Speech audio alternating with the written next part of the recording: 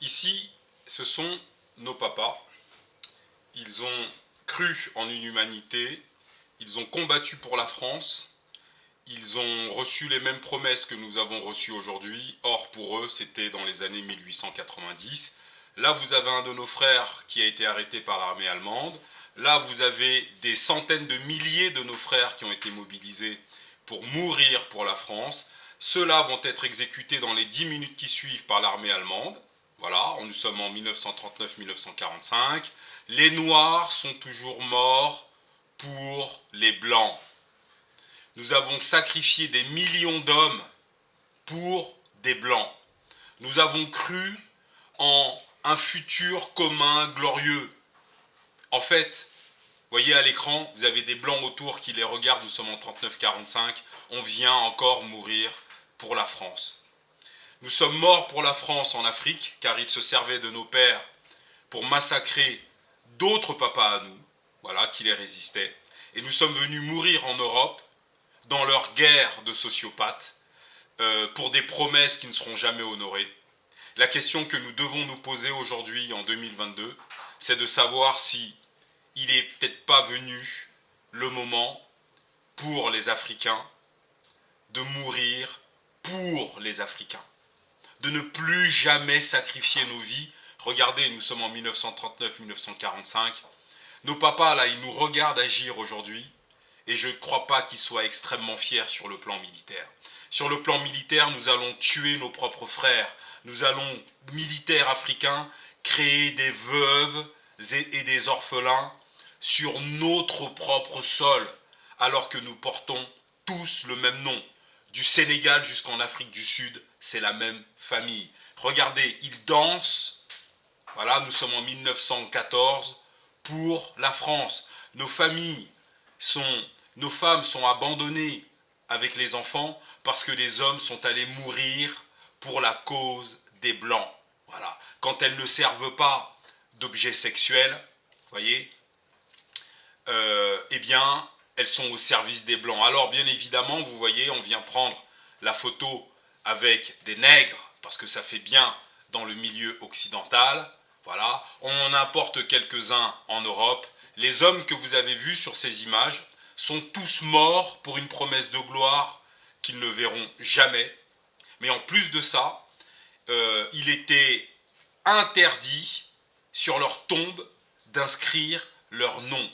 C'est-à-dire qu'aujourd'hui, lorsque vous avez un président de la République, enfin une répugnance de la République française, qui s'agenouille devant la tombe du soldat inconnu, eh bien, 80%, de toute façon, c'est un Africain, voire un Asiatique, parce que en Asie aussi, on est allé chercher des hommes pour venir mourir pour la France. La différence, c'est que l'Asie a compris une chose depuis, c'est que plus jamais un Asiatique ne tirera sur un Asiatique. Ils ont éteint ce genre de phénomène. Ce qui fait que regardez l'Asie aujourd'hui, regardez la Chine par exemple. Nous, les Noirs, nous devons apprendre que dorénavant, peu importe les raisons, peu importe le chef d'État qui en donne l'ordre, peu importe le pays, peu importe la CEDEAO, nous ne donnerons plus la mort à un de nos frères. Ici, nous sommes en 1958 à Bruxelles, ce qu'ils appellent les Occidentaux l'exposition universelle, parce que dans leur esprit, les seuls êtres humains sur Terre sont blancs. Nous autres, dans de nombreux ouvrages, nous sommes appelés des indigènes au mieux, des primitifs au pire. Donc dans les expositions universelles, l'Occident expose ce qu'il y a dans l'univers. Voilà. On expose des animaux, on expose nos réalisations artistiques qu'on appelle primitives, d'accord? Mais pire encore, on expose des êtres humains, ce qu'ils appellent des races pseudo-humaines. Vous allez voir quelques photos de nos mamans, de nos papas, de nos enfants, dans des zoos, c'est-à-dire que vous avez le lion, le tigre, et à côté vous avez une famille africaine. Tenez, regardez par exemple. Cette maman, elle est avec ses enfants, dans une espèce d'enclos, vous voyez, il y a les grillages derrière, et vous avez des blancs, hein, après l'église, après Jésus-Christ, on vient jeter des bonbons et des bananes à des nègres. ce sont nos mamans. Je suis sérieux. Vous pouvez sur Google taper zoo humain. Vous voyez, là c'est une autre maman avec le blanc, hein, elle est avec les chèvres derrière. Le blanc est là pour la surveiller. Voilà. Elle est avec sa fille et elle se montre à des blancs chrétiens, voilà, qui viennent après la messe, d'accord, découvrir c'est quoi un nègre. Voilà. Vous voyez, là c'est une petite fille, vous voyez, la bonté de Jésus-Christ, le pardon, ce que vous voulez, hein, voilà. On vient, on a payé sa place à la fête foraine pour venir voir des nègres. Voilà. Et voyez, la petite fille, elle est dans un enclos. Vous voyez comment c'est clôturé? Voilà. Tous ces blancs là qui sont autour. Et ça, c'est après que nous soyons morts pour les libérer de 1914-1918 et de 1939-1945 de leur guerre. Voilà la récompense que nous avons eue. Donc nous ne pouvons plus mourir pour eux.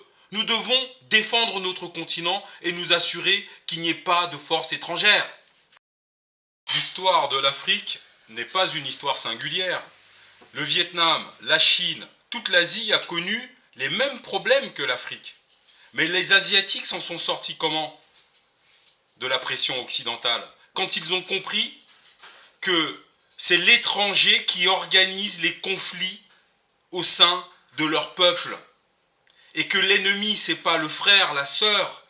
L'ennemi, c'est celui qui vient de l'extérieur et qui te dit qui tu dois combattre, qui te fait signer des traités, CEDEAO, UMOA, BCAO, CEMAC, G5 Sahel et je ne sais quoi d'autre. Les Asiatiques ont combattu les Occidentaux. La Chine a massacré tous les prêtres catholiques. Il n'y a quasiment pas de musulmans en France, il reste les Ouïghours. Parce que la Chine a préservé sa culture. Donc ce qui nous arrive à nous est arrivé à d'autres. Simplement, nous ne sortirons pas de cette situation si nous vénérons des chefs d'État vendus. Les Bazoum, les Ouattara, les Macky Sall, les Houphouët-Boigny, enfin tous les chefs d'État, non. Nous avons besoin de chefs d'État nationalistes. Nous avons besoin de nos propres Mao Tse-tung. Nous avons besoin de ceux qui vont nous aider à construire une Afrique puissante. Regardez à l'écran. Ils ont fait en Asie la même chose qu'en Afrique. Voilà. Donc, l'armée coloniale française, constituée de noirs, et de jaunes et de rouges, c'est fini. Nous combattons pour nos mamans. Nous n'allons plus jamais intégrer les troupes coloniales. Quand vous faites partie de la MINUSCO, de la MINUSCA, de la CEDEAO, quand les 49 soldats qu'on a envoyés au Mali, les pauvres, bah en fait ce sont des troupes coloniales. Mais cette fois-ci commandées par des Noirs. Voilà. Donc, tout ce qui consiste à braquer son fusil contre un frère, peu importe les histoires de drapeaux, de nana, il est hors de question pour un noir de tirer sur un noir.